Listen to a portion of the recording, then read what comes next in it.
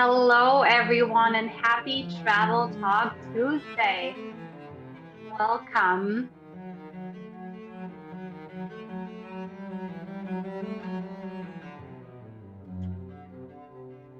Hello, everyone. Thank you so much for joining us today. We will begin in a few minutes. We're just waiting for everyone to log on and get situated.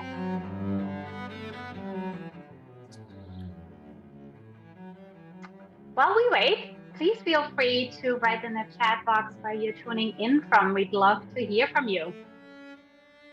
And hello to everyone on Facebook as well. Thank you so much for being here with us today. Please let us know where you're tuning in from on Facebook as well. Just write in the comment section there. All right. We have Lorraine from Las Vegas. We have Beth from Dayton, Ohio. Welcome, Beth. Hi, Diane and Charlie. Nice to see you. Welcome. We have Melissa from Arizona. We have, oh my God, there's so many of you. Doris from Nebraska, Mark from Berryville, Helene from Palm Harbor. So it's nice and warm there. It's freezing in Boston today. It's so cold. Sam, also from Florida. Peggy, hi, welcome everyone. So great to have you here. Hi, Mari, good to see you again. Welcome back. Cindy from South Carolina, welcome. All right. Again, welcome everyone. Let's get started. So my name is Daniela Vaccaro, and I oversee our community and engagement team here at EF Go Ahead Tours. I work out of the Boston office, and I'm so excited to be here with you today. If this is your first time joining us for a travel talk, welcome. We're so happy to have you. And if you're a returning guest, thank you so much for being here with us again today. There's so many of you in the audience today that keep tuning in week after week, and it means so much for us. Thank you so much. We appreciate your continued support. Now, today's travel talk is going to be so much fun and so interesting. But before we dive into the topic, I do want to set a few expectations for this session. So first, this is a webinar, which means you will only be able to see and hear me, your host, and our special guest today. Your camera and microphone will be turned off, so we won't be able to see or hear you. But as always, we do want to hear from you. So if you have any questions throughout the session today, please just write those in the Q&A box that is either located at the top or at the bottom of your screen. And for all of you on Facebook, please write your questions there in the comment sections. We have somebody monitoring Facebook as well. They will send those questions to me, and I will make sure we get those answered for you. Now, today we're coming together to talk about my home country of Germany, and more specifically, we will shine a spotlight on a small town in southern Germany called Oberammergau. The town of Oberammergau is known for its once-in-a-decade performance of the Passion play. In fact, some people even think that Oberammergau is the actual play and don't realize it is a beautiful town in the Bavarian Alps. Now, the Oberammergau Passion play is a 400-year-old tradition that is performed every 10 years in years with a zero, except in 2020, it wasn't performed. So 2 years ago in 2020, the Passion play had to be postponed due to the coronavirus pandemic. So the 42nd Oberammergau plays that were supposed to happen 2 years ago will now take place this year instead, and will start mid-May and will run through the beginning of October. Now, some of you on this call likely had plans to go see the Passion plays in 2020, and I hope you're still excited to go and see them this year. For those of you at home who didn't plan on going in 2020, the postponement might actually be in your favor, because now you actually still have the opportunity to sign up for a trip and go see the Passion Plays in Oberammergau.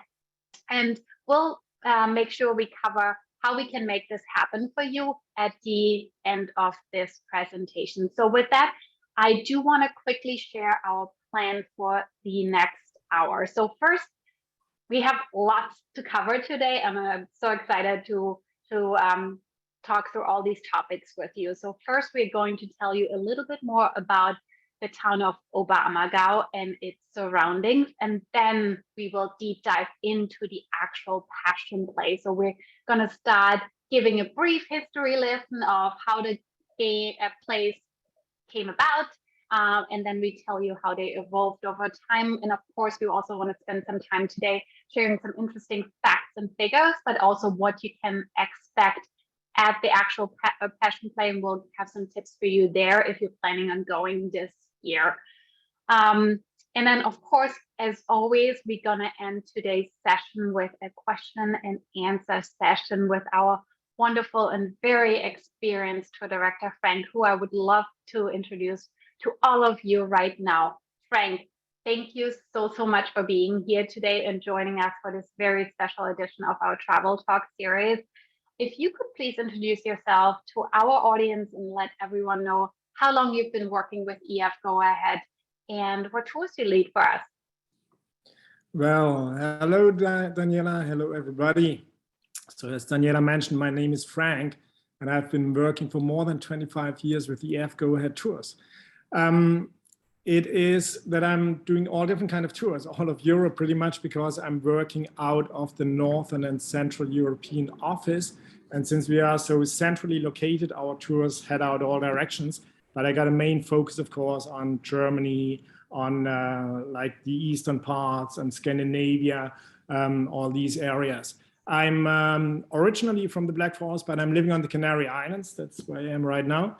And I could say with the job that I got as a tour guide, I kind of like found my dream job, because it's to meet the people, the travel, you know, to be in contact with history and culture, but just as well, the little things with that, like food and drinks, you know, which is wonderful. For example, for the Oberammergau tour, I'm looking forward to have the Benedictine Weissbräu, one of my favorite beers, which is made close to Oberammergau there. So can't wait to have one. And I'm looking forward to the season 22 now, and maybe some Oberammergau tours. I already know one that I will have in May, and that will be together with Diane and Charlie. Diane is a group coordinator. I think she's in the audience. So hello, Diane. Hello, Charlie. Yes. Hi, Diane. You just raised your hand, and hi, Charlie. Great. And I know there's many of you in the audience who are going this year. So hopefully you find this session super helpful. So let's actually start with our program for today. And like I mentioned earlier, before we talk about the actual Passion Play, let's talk about the beautiful town of Oberammergau. So Frank, can you please tell our audience a little bit more about the town's geography? Where is it located? What else can I do and see there if I go there? Well, so what you can see here, Oberammergau is located in Germany, of course. Germany is surrounded by 9 countries, and it's got 16 states. Oberammergau is in the state of Bavaria, which is in the southeast of Germany, the biggest state, that you can see easier on the next slide exactly. And it's about an hour and 20 minutes south of Munich, a little village there, but very scenic, close to the Alpine areas. Now here you can see a flag of Bavaria. Actually, forget about these pussycat looking lions with the licking tongues there, because that's more royal, and it's referring to the Wittelsbach family, which were the royalty in Bavaria until 1918, end of World War I, when the monarchy is ended in Germany. But look at the pattern. These are the colors of Bavaria. So you got the white and the blue pattern. And it's really important to remember it's white and blue, because if you say blue and white to a Bavarian, he has no idea what you're talking about. So that means white and blue. And if you want to remember that, a Bavarian local once told me the way to remember is you drink a beer, because you hold the beer in front of you, you see the white foam, and as you drink it, you look up in the blue sky over Bavaria. So it's white and blue, this one. Yeah, thank you, Frank, for telling our audience a little bit more about where Oberammergau is situated. Now, let's talk about the surrounding areas, and let's start with this beautiful looking castle, Linderhof. Tell us a little bit more about this. Yes, well, there are plenty of great sites in vicinity of Oberammergau. So you got Linderhof Castle on only about 15 minutes drive from Oberammergau. It's one of the castles that Ludwig II of Bavaria built, King Ludwig II. You might call him Mad King Ludwig in the USA sometimes, but actually here he is the fairy tale king, and he had Neuschwanstein, Herrenchiemsee, and Linderhof built. So Linderhof was built in 1870, and it's a late Baroque Rococo style castle. By the way, talking about the fairy tale king, in this castle you can see two kind of like magic items. One of them is the dining table in his dining room, because it can come up miraculously out of the ground, being set from the kitchen that was underneath, in the lower floor, and then it would disappear again after he had dined there, and he could like have dinners all by himself, not even seeing a servant there. Or there's as well the Venus Grotto, which is an artificial grotto he had built with an artificial lake in there, with an artificial waterfall, light effects, Wagner music he could listen to in there while he would be rowing on a gondola in the lake. Yeah, so magic. Then here on this one, this is very close to Oberammergau. It's only about like 10 minutes walk to there. And it's on the foothill of the Kofel, that is the local mountain, some 4,500 feet high, and it is the Kreuzigungsgruppe. The story behind that is that to the birthday on the 25th of September in 1871 of Ludwig II, the Oberammergau people, they made a passion play just for him, for his birthday, a big event. So he was so thankful that he gave the village people, the people of the village, this monument which weighs 1,100 tons, purely made out of marble. And what you can see is Jesus, Mary, and St. John the Apostle. And he kept going back to this place every year for a silent prayer, actually. So he as well, he loved the monument. Here's Ital Abbey. Ital Abbey, only 7 minutes away from Oberammergau. It's a Benedictine Abbey founded in 1330 by Emperor Ludwig the Bavarian. And he came by the place because it was a travel route. It was an old travel route called Via Imperialis. It's a trade route from the Roman times connecting Augsburg and Verona. So as he came by the place, he decided to put an abbey there. And it was a convent in the beginning for monks, nuns, and for 12 knights. Nowadays, it's the monks that are in charge of some of the farms there. They have a distillery where they make their own liquor. They have a brewery where they make my beer. And they got a school as well.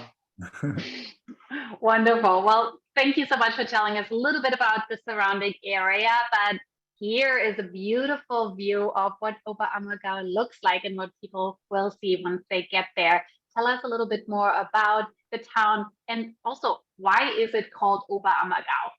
Yep. Well, Oberammergau, yeah, like Germany sounds funny sometimes, but yeah, Oberammergau, what it means is Ober, it's upper, Ammer, that is the name of the local river, and Gau, that's a land stretch, an old word for that. So Oberammergau. It's a little village, as you can see, only 5,000 inhabitants in there. And it's a typical idyllic alpine village with a very slow-paced community, except, of course, when the Passion Play goes on, then hell breaks loose, and 500,000 of people come to see the Passion Play in such a play season. the area was first ruled by the Guelphs, then the Ghibellines in the Middle Ages, and in the 13th century, the Wittelsbach family started their rule there with Ludwig the Strong, and he kept all the way up there till 1918. Or the Wittelsbach family kept in charge till 1918, which was end of World War I. Now here on this one, you can see St. Peter and Paul. That's a local church, an 18th century Baroque church, worth a visit. Beautiful, beautiful paintings and decorations inside. And on the houses around it, you can see the Lüftelmalereien, you know, Lüftelmalerei, that is the name for a fresco technique. A fresco technique, meaning you put on the paint on fresh plaster. And that causes that the paint and the plaster crystallizes. And by that, it's very weather resistant and lasts for a long, long time. This house here, that is the Pilatus house, the pilot house. The pilot house is housing an open workplace. So in there, you can see wood carvers working, you can see ceramics made, you can see behind glass painters, you know, doing these paintings behind glass. It's a technique very local there and very famous. And the house as well. What is interesting about it, that is like this painting here, because this Lüftelmalereien, this kind of like outside painting on the houses, you can find in all of Bavaria, in the Tyrol area in Austria, but the man that is most famous for this is Franz Seraph Zwink, an 18th century man, and he made this painting here. And little detail is about it that he lived in his house, his own home was called Zum Lüftel. So maybe they think he's name giving to the technique, right? Trompe l'œil, by the way, is a French word for cheating the eye. And as you can see in the picture, it gives you a three-dimensional impression on something that is completely flat, right? So on the scene, you can see Pilate condemning Jesus on this one. That's why it's called Pilate House. The wood carvings, yes, these are wood carving shops. You can find them all over the place in Oberammergau. It's, you know, in Germany, at many of the locations, even in the Black Forest where I'm from, and of course in Bavaria, in alpine areas, they had the resources. So there was a lot of wood at that time. Then, still nowadays, by the way. Then on top of that, they, you know, they were very rural, a lot of farmers living there. So in the hard winter times, they were working on the wood carving, no work on the fields. And they know that in the area in 1111, monks, they were already making household items, religious items out of wood. And in the 16th century, several families there, local families, were dedicating themselves to the handcraft. In the 18th century, they know that Oberammergau art on wood carving was found all over the place in other countries as well. It became very famous. And in 1890, there was a school opened. It's a 3 years education to get a master in wood sculpturing and wood cutting, wood carving. So the school has 100 pupils and you get a master degree. Yeah, another shop here, you can see in the name, that's Holzschnitzereien, the name. You just gotta love this German language, try to say that one, Holzschnitzereien. And the Holzschnitzereien is just like it's to find everywhere. And if you would ask me about the prices of such items, then I would say you can get little knickknacks for a couple of euros, and you can pay thousands of euros for a piece of art, you know, a man-sized statue of something, right? On the picture on the right, that is interesting too, because this is a Graxenträger.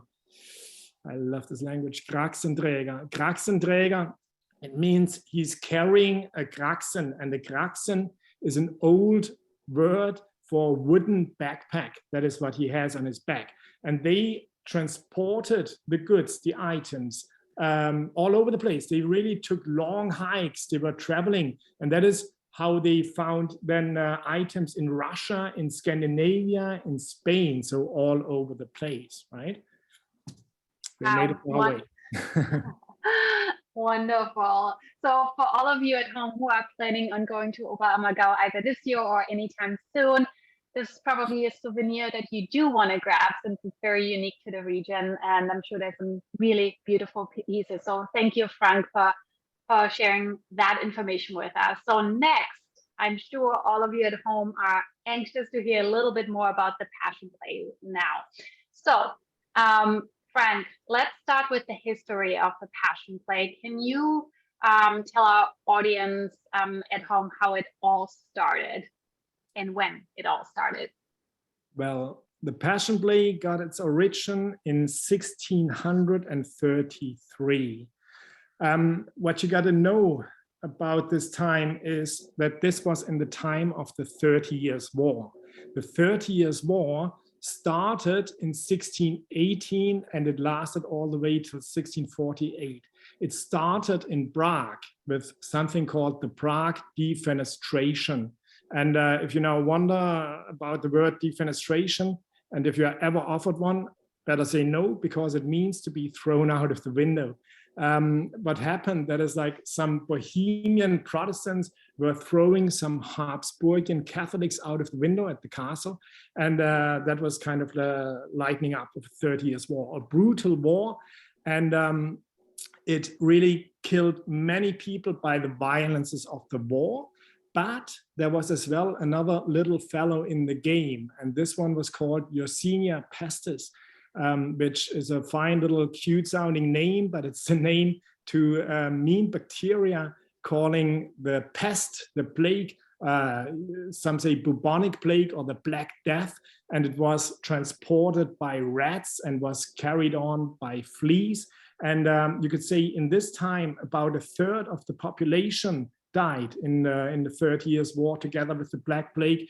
And as well, it reached Oberammergau in this case, and more than 80 people in Oberammergau fell victim to the Black Plague. And, you know, since at that time, there was no Moderna, no Pfizer. So the people, they had to come up with another idea, right? And that was that they figured out that a vow could do it.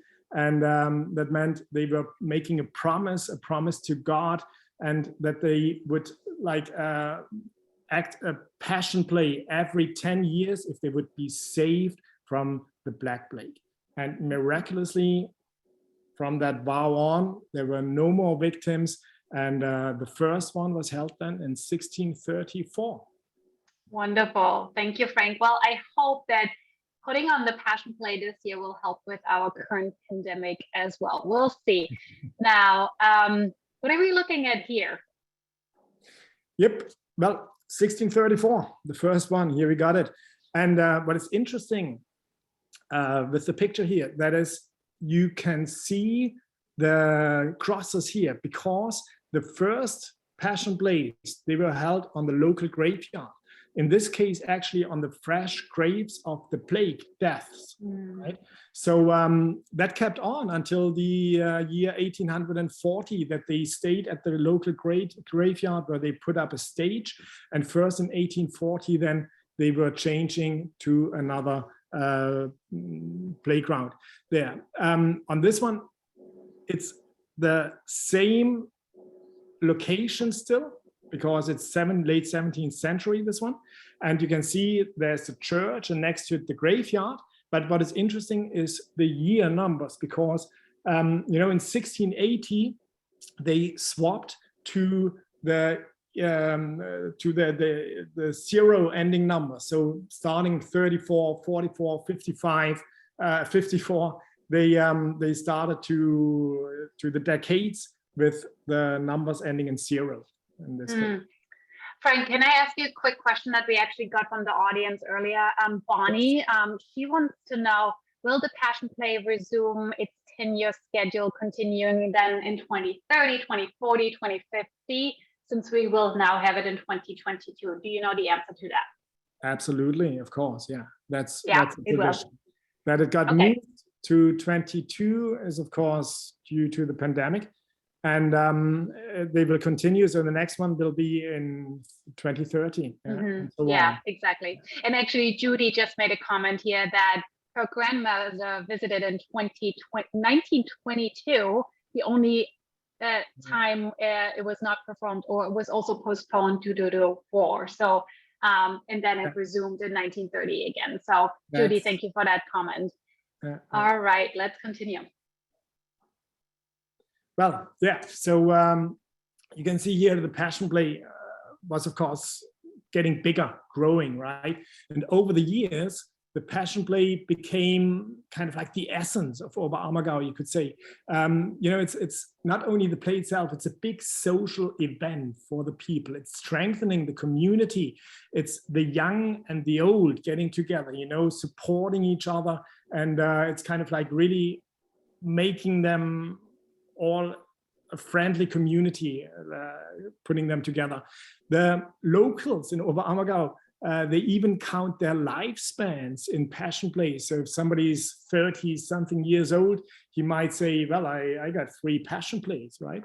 The Passion Play as well, it's nothing static, it lives. You know, it's moving on in text, in focus, in relations to what is going on in the world, meaning that, for example, you know, they take in the refugee crisis or the polarization of society, the gap between rich and poor, because many of the answers in that you can find in Jesus, right? And the man that puts that on stage, his name is Christian Stückel. He's the perfect man for that job because he's the director since 1990. And besides that, he's anyway a genius. He's a local. So he's born in Oberammergau. He went to school in Ettal, you know, the abbey that we have been talking about. And he learned wood sculpture in Oberammergau, the 3 years education. So he has the link to the community, to Oberammergau, but then as well, he has the knowledge of theater because he is working in the Volkstheater in Munich, so the most respected theater in the capital of Bavaria, right? So he makes the perfect connection between tradition and renewal, you could say. Wow. Thank you, Frank, for that history lesson. Now, let's share some different facts and numbers with the audience about the Passion Play. But before we do that, I do want to poll our audience to test their knowledge. So for everyone at home who's joining us on Zoom, you should see a poll appear on your screen in just a moment. So you should see it now. And I would love to hear from you. And the question that we have is, how many times has the Passion Play been canceled? Now, I mentioned at the beginning, it's been canceled 2 years ago due to the coronavirus pandemic, but do you think it's been canceled before that? And we had Judy in the audience earlier who said her grandmother went in 1922, so it was canceled then, but do you think it was canceled even more? So the answers are, has it been canceled 2 times, 5 times, 7 times, or 10 times? For those of you on Facebook, you won't be seeing the poll that's appearing, but you can just type your guess in the comment section there. So the answers are 2 times, 5 times, 7 times, or 10 times. So I'm going to give it about another 5 seconds or so for everyone to cast their vote. And then we will share the result with you. All right, super interesting. All right. I think I'm going to share the results now. So, Frank, our audience thinks that the Passion Play have been canceled twice before, so 2 times. Is that the correct answer, or is it the incorrect answer? Almost. No, it's been canceled 5 times, the Passion Play. As you said, we all know in 2020, positive part about that, we're going to see it in 2022. So that one, because of coronavirus, then it was canceled in 1940, and that was due to World War II breaking out in 1939. It was canceled in 1920, as mentioned before. The reason for that was World War I, which was ending in 1918, but they simply had so many victims as well amongst the people in Oberammergau that there was no chance for the Passion Play, and that it has been cancelled in 1810 and in 1770. And that was because some of the Prince Electors of Bavaria, they did not agree with the church part of it, and, you know, kind of state and church struggle in power, right? So altogether 5 times. Okay, 5 times. But now let's not talk about the Passion Play being canceled anymore. Let's talk about what happens when it's put on, right? So what are some other interesting facts that you would like to share with the audience today? Yes. Well, to be in the play, to take part in the play, you must be a resident of Oberammergau. So you need to be born there. Yeah, that is one chance. Or you need to have lived there for at least 20 years. There are over 2,000 citizens involved, including in the acting, the singing, the musicians, the technical support, and 1,000 people, so more than 1,000 people are actually on stage, right? There are 124 speaking roles. There's a 65 members orchestra. There are 48 persons in the chorus and hundreds of people involved in the background. So that includes firemen and auditorium attendants and stage bands, everything, right? So wow, happening 2,000 people and up. So impressive. That's almost half the town that is a part of the Passion Play. Fantastic. And I know there's a lot of preparation involved, right? That's correct, yeah.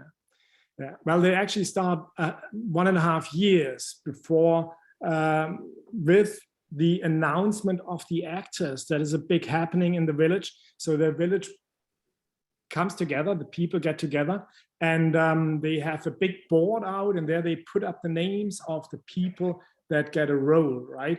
And that's a big event and a very happy event for many people, of course, as well, if you get a good role or one of the main characters, of course, right? So it's big. Then months before the play, the people, they let their hair grow and their beard grow, yeah? Because there are no fake wigs or anything, no fake beards. So that means they actually really come with their real hair, representing the people of Jerusalem with long hair, long beards. And just before the Oberammergau Passion Play, that sometimes causing some funny scenes there, because, you know, when you are meeting the local butcher, which is usually completely shaved, right? And suddenly he looks with long floating hair, comes along, right? Cutting the meat. Or if you see a local policeman there, which suddenly looks rather like a flower power hippie with long hair. So yeah, they are preparing, right? They take it serious. And what they are doing too, that is before the travel, before the play, they travel to Jerusalem. Yeah? And that is to get the connection, to kind of get into their roles, walking the path of Jesus there, you know, to get some inspiration in Jerusalem. So the main characters, they travel to Jerusalem together. And then, of course, there's a lot of preparation with the dresses, the music, the chorus, stage scenery, light, yeah. Plenty of logistics to it. Yeah, well, Passion Play, as a matter of fact, 6 months, 5 days a week. So it's like going on. It's held from May till early October. During these months, the play is performed 5 times a week, and it's outside in an open air theater. 4,700 people fit in the spectators room, right? It's a huge event, and it starts at 2:30 with the first part lasts till 5. Then there's a 3 hours break. Then there's from 8 o'clock till 10:30 the second part. And well, in a season, they have some 100 plays, right? So extremely tough on the actors, actually. Yeah. Well, on this one, 12 acts, yes, that's what it is. So it's 12 acts, including the prelude. And it's starting with Jesus' entry into Jerusalem, and it ends with the crucifixion and the resurrection. Yeah? So it's the last 5 days of the life of Jesus, we'd say.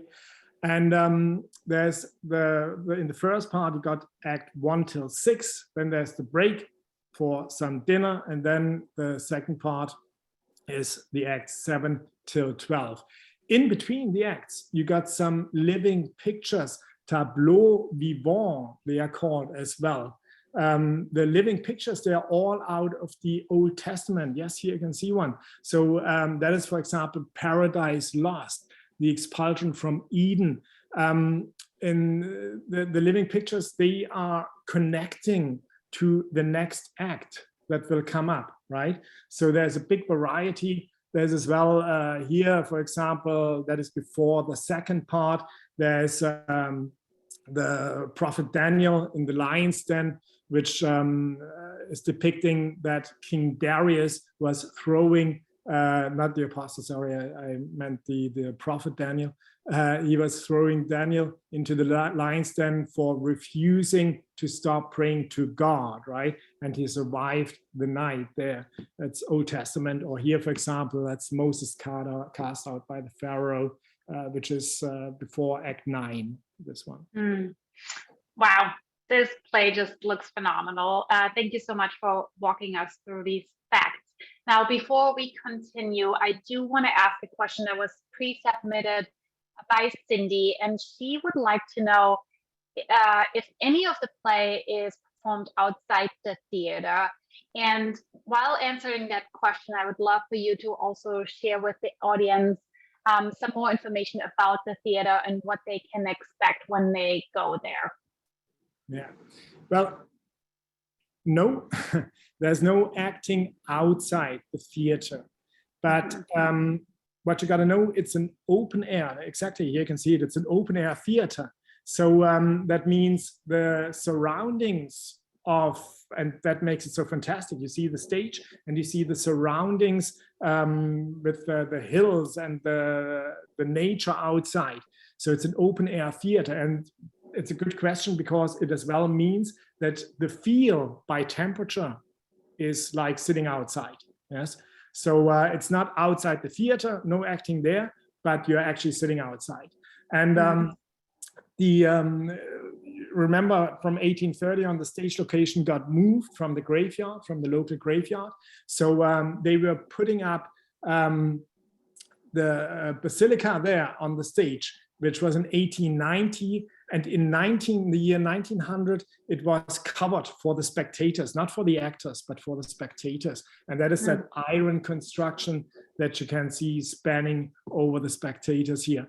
There were several modernizations. And in like 1999, for example, they spent millions of euros for, at that time it was D-Mark, by the way, still not euro, but they spent like millions of D-Mark for modernization, safety, yes. So that is part of a daytime scene, right? That you can see here. And that one, that is nighttime. It hasn't always been like that. Like in the beginning, the play started earlier. So it was only daytime basically, right? Especially over summertime when the days are long and everything. But they on purpose moved the play a little back, meaning that the second part would be in the nighttime. And this gives an extra feel, an extra impression on the people. At night, people feel different, right? It's getting into the people. That is number one. On top of that, number two is they could play more with the light effects, of course, theater is lights, and you can do more with lights at nighttime, obviously. Yep, that's the Passion Playhouse. Passion Playhouse, that's the main entrance, the front entrance, but there are 13 entrances, including this one. So it's a little bit like a Roman arena, technically made efficiently for the people to get in and out quickly. It takes about 15 minutes, they say, to normally under normal circumstances to get seated you know, for more than 4,000 people. That's amazing. Interesting on that image here is on the left-hand side, you can see Die Pist. And Die Pist, that is a play that is performed 1 year before the Passion Play. So that means it was actually performed in 2019, you know, when they thought it would come up and everything was good, no coronavirus.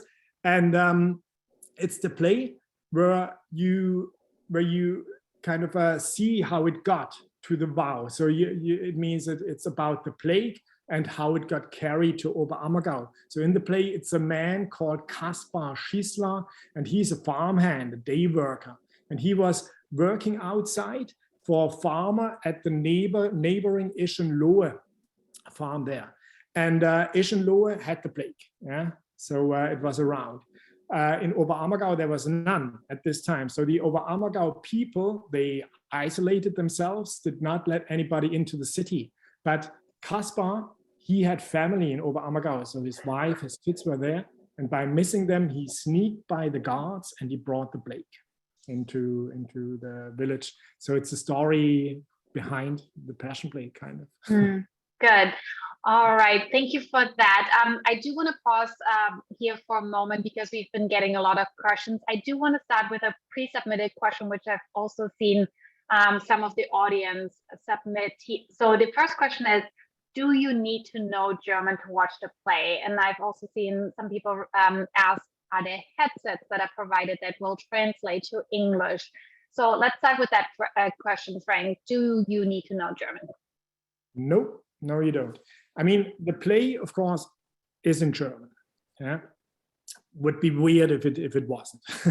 The play is in German, but the thing is that number one, you get a booklet. Yeah, there are no audios or anything, but you get a booklet, and it's a very, very international event. But most of the people that watch the Passion Play, they say you don't need even the booklet, right? You can make use of it, you can look into it, but most of the play, you enjoy it more by just watching, you know, getting impressed. I mean, it's a monumental play with hundreds, more than 1,000 people on stage, you know, it's the impression it gives. And everybody, of course, anyway, knows the story behind it. So no, you don't need to.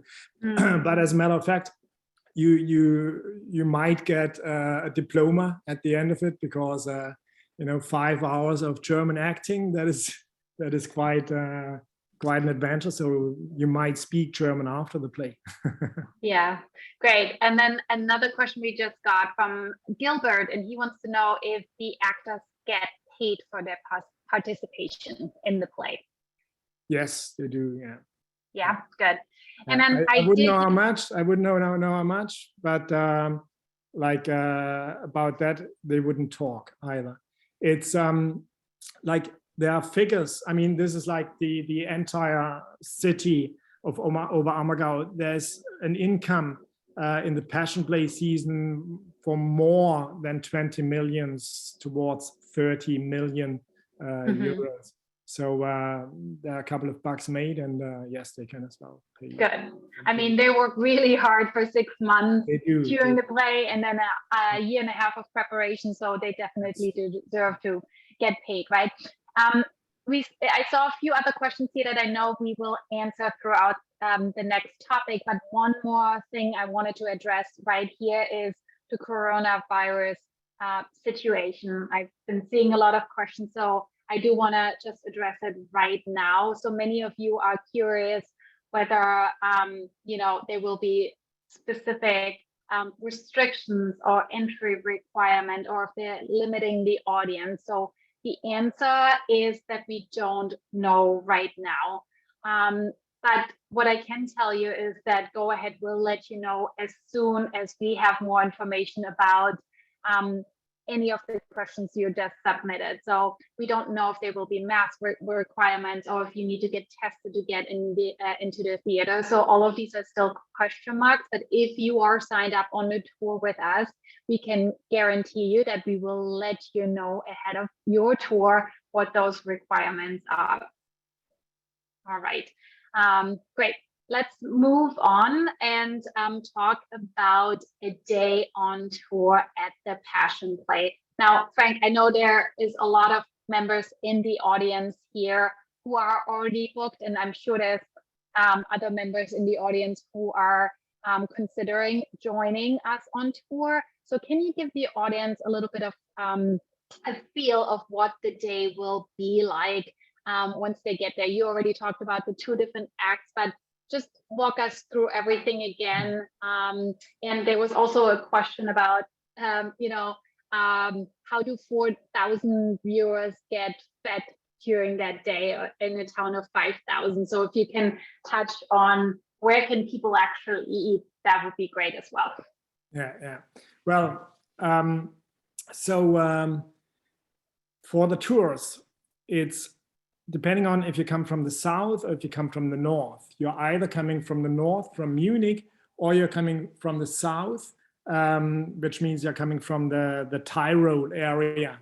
That means you only have about 1.5 hours travel on that day to get to Oberammergau.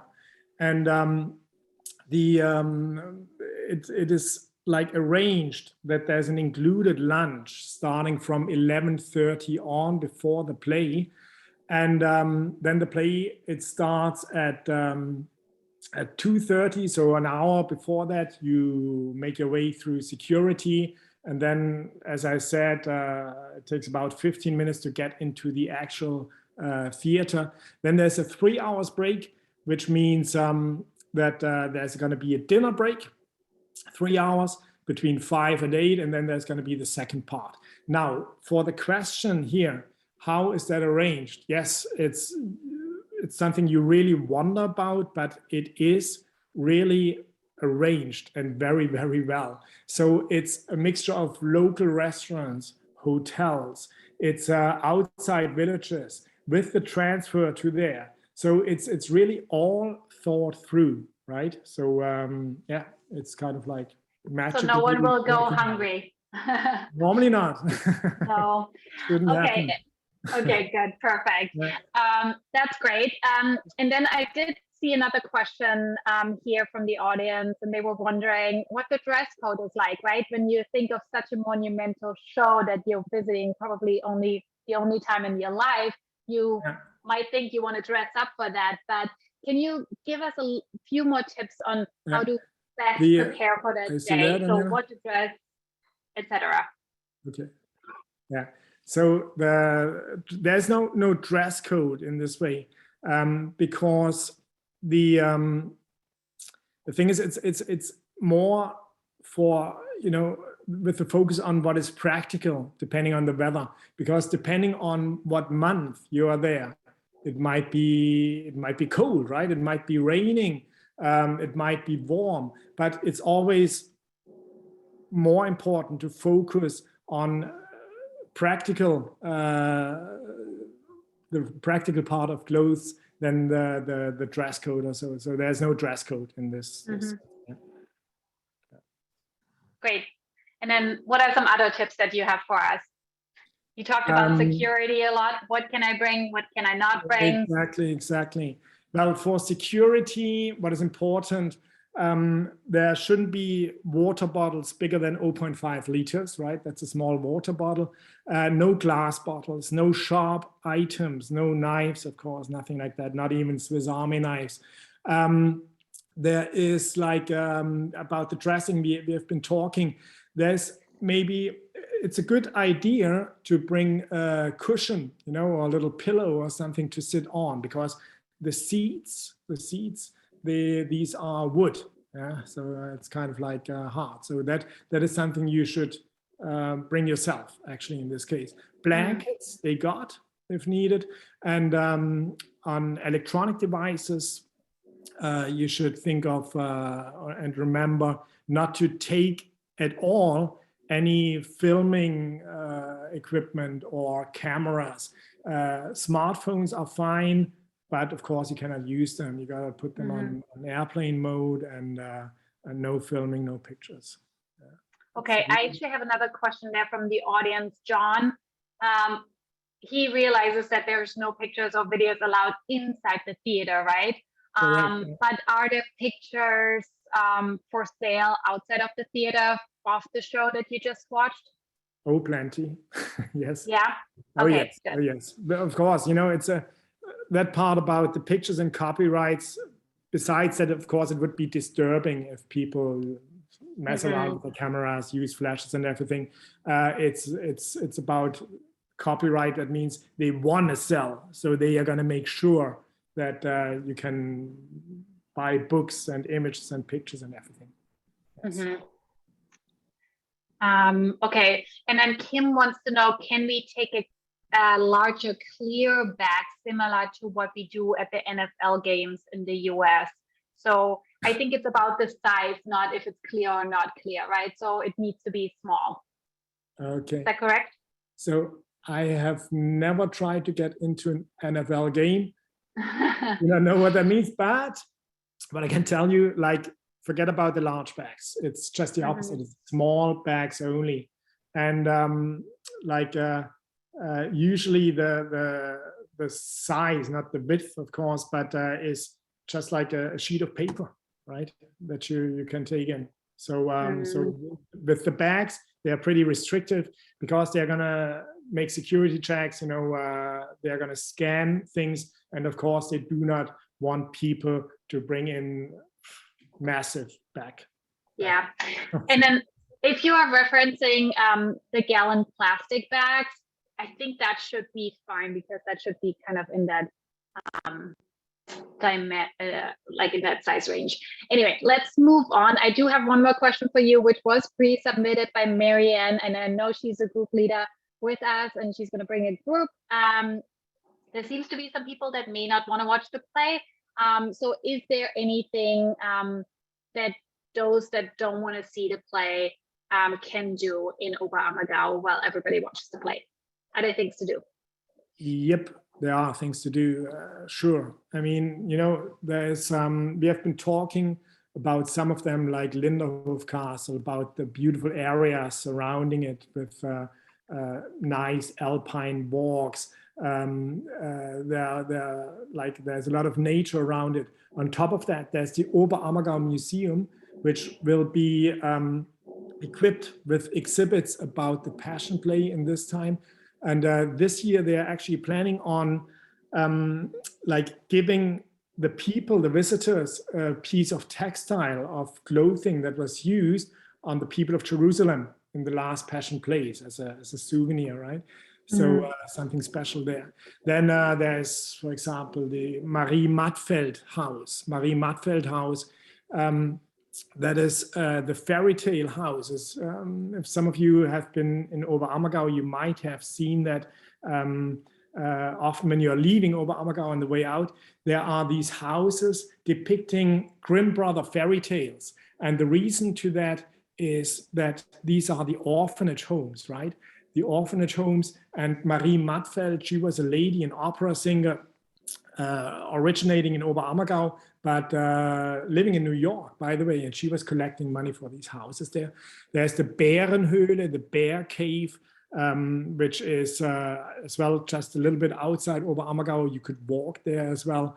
And there's St. Peter and Paul, the church, plenty of things, right? But about, not going into the theater, wouldn't it be like as if you got a ticket for like the final game in football or Super Bowl league, and then you stay outside. It's but of course there are things to do. Yes. Perfect. That's great to know. But like Frank said, this is a wonderful opportunity. You'll likely only have that opportunity once or twice in your life. So if you have a ticket, use it. But definitely plenty of things to do. We did get a number of questions here too, like, is there actually time for everyone that goes to see the play to see parts of the town? I know you were saying that most people are coming from Munich or Tyrol in the morning. There probably isn't that much time in town, is there? Yeah, there is. Of course, it depends a little on where exactly you're coming in from, right? It depends on the location of your lunch, the location of your arranged dinner there. But yes, I mean, it's going to be a little short in time, right? Because you're busy, you got a long play to watch, but usually you got a little bit of time to do this and that, right? The place is going to be very busy too. You got to say it is. Great. All right. Well, with that, it's a great segue to talk about the tours that we offer that take you to the Passion Play. As I mentioned, I know many of you at home are already future booked on this tour, but I know there's also lots of you that are debating still going. So we want to take this opportunity in this moment right now to talk about the different itineraries that we offer. We don't have much time, but please know that we have 6 different itineraries, and on every itinerary, you'll be in Oberammergau for a day, and you will be seeing the play. You get the ticket for the entrance, you have those meals included, as we mentioned, and everything will be organized for you. So now, Frank, can you just quickly walk us through all 6 itineraries so our audience gets a sense of what we have to offer? Well, historic Germany, that is a great tour if you want to see more of Germany. So you're coming from the south, heading to the north. On the way, after Munich and the Passion Play in Oberammergau, you visit Bamberg. In Bamberg, by the way, one of my favorite beers, not everybody's cup of tea, this one, because it's a beer that is called the smoked beer. It's if you like smoked ham and if you like beer, then this is the perfect beer because it tastes as if you put a smoked ham in a beer.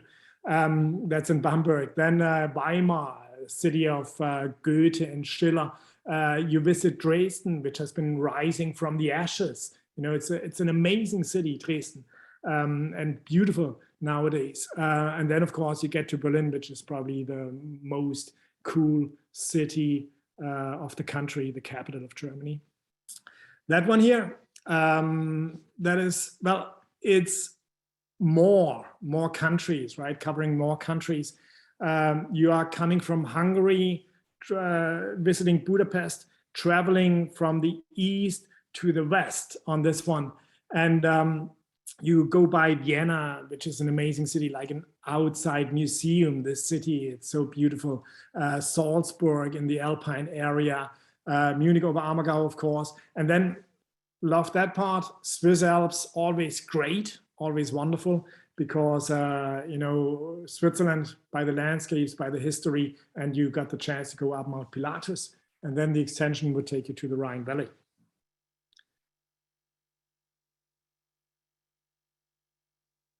What? Oh, that one? Yeah. Well, that one, if you want to add some, you know, some sexiness to the German Gemütlichkeit, then this is perfect, because Italy is just sexy. I mean, cannot say it differently. So south of the Alps, you start in Venice, you can go on a gondola ride, then you're heading north, visiting parts of the Alps there in the Austrian Alps, and getting to Oberammergau and Munich, Passion Play. So extension to Salzburg, one of my favorites too, love it. Yeah. Even more sexy, so send the kids out now, because more of Italy. So on this one, you got Rome, you got Florence, you got Venice. So quite a big portion of Italy. In Rome, you can see the Colosseum. You know, you have the chance to see the Vatican. Florence, the town of the Renaissance, the great Chianti, red wines, wonderful food, great pasta, and then of course Venice again, and heading over the Alps to the north. The extension as well on this one would be Salzburg. What we got here? Ooh, that's well, great. So Munich, Oberammergau, Swiss Alps, love it. Yeah, and then on this one, what is great, you go to Strasbourg. You know, maybe less visited, but a pearl, an absolute pearl. This one, and it's the city that went back and forward between Germany and France. And, you know, the people, they don't even call themselves that much French, or which they are, or German or anything, although some of them still speak the German language. They call themselves Alsatian. So it's a very special location. And then that part of going to Paris, wonderful, because it's on the TGV, the bullet train. So you are shooting into Paris with 200 miles an hour. Takes some more than 2 hours, and you're in Paris, right? And you're gonna see the Eiffel Tower in Paris. Wonderful. Wow. Thank you so much, Frank, for walking us through these amazing itineraries. And I just want to say to our audience at home, these itineraries are very unique, and most of them we don't typically offer in our catalog. So these are not just only bringing you to the Passion Play, but they're also unique combinations, like we typically don't combine Germany and Italy, for example. So great opportunity for you to see many different countries and then also experience the Passion Play. Now, I know we are out of time. We had so much information to share with you today, but I do want to make sure that we answer everyone's questions today. So if you can stay on to just, stay for the Q&A session, great. If you can't, no worries. Thank you so much for tuning in today. We loved having you. This webinar is recording, so we will send out a copy of the recording after the webinar tomorrow, so you can rewatch some of the information or even parts that you may have missed today. So anyway, so with that, I will start with a few questions. So one is actually that we got pre-submitted, and I'll quickly answer that. And I think I alluded to it earlier too, but are there still spots open? Joe asked, yes, there are. And we just talked about the different itineraries. So if you're interested in any of these tours, please come and join us, give us a call, and we'll make that dream happen. So the next one is, do the tours that include Oberammergau stay in town or nearby, or only bus in for the day?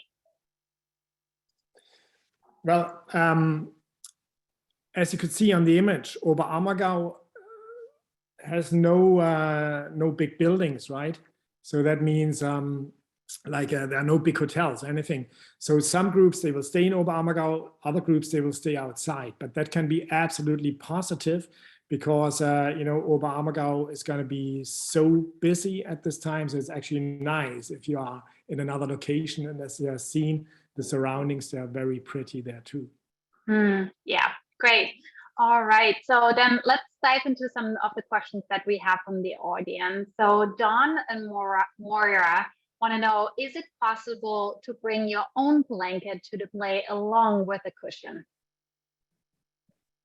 Well, theoretically, yes, right?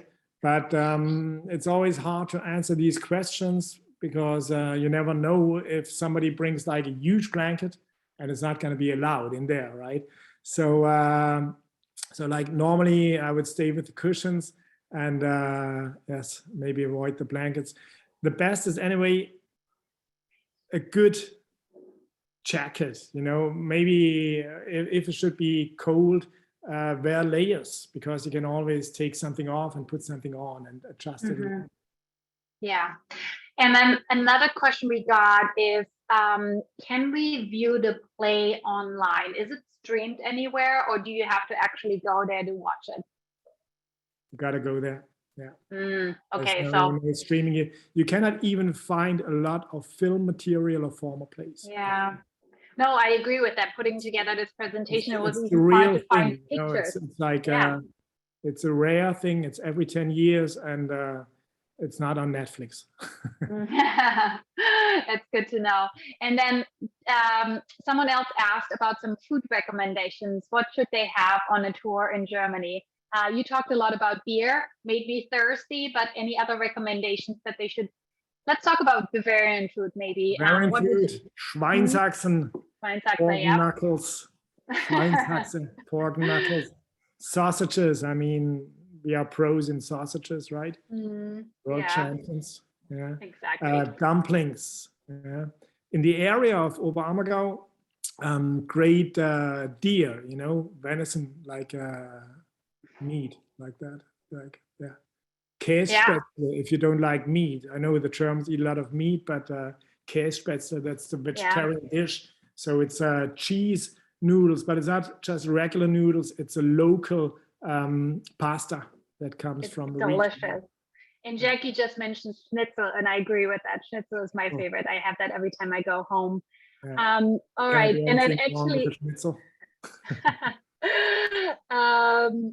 we have a note here from Bonnie who says she did a tour with Jürgen in 2016 and wants to know, is Jürgen your brother? He's my bro. Yes, that's correct. Yes, yes. Yeah. We are living both on the Canary Islands in the same house. Yeah, lucky you. Great. He's watching my daughter right now.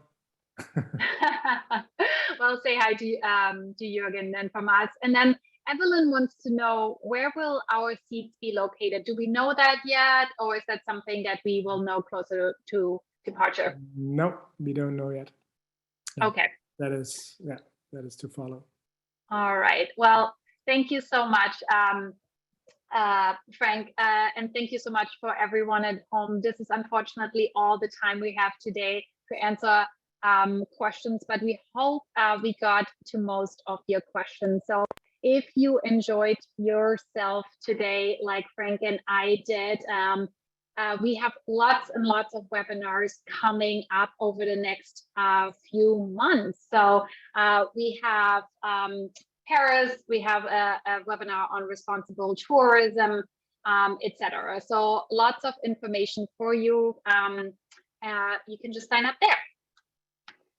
And then with that, I just want to say a quick thank you again to Frank. Thank you so much for being here today and sharing your stories with our audience. It's been so wonderful hearing and learning from you. I learned so much today, and I know our audience did as well. And I'm just looking through some of these notes here from our audience, and they really appreciate all of the information that you presented today. And then to all of you at home, thank you so much for being here today, for tuning in, for your interest in our travel talks. And of course, if you are heading to Germany and Oberammergau this summer, have so much fun, enjoy the Passion Play.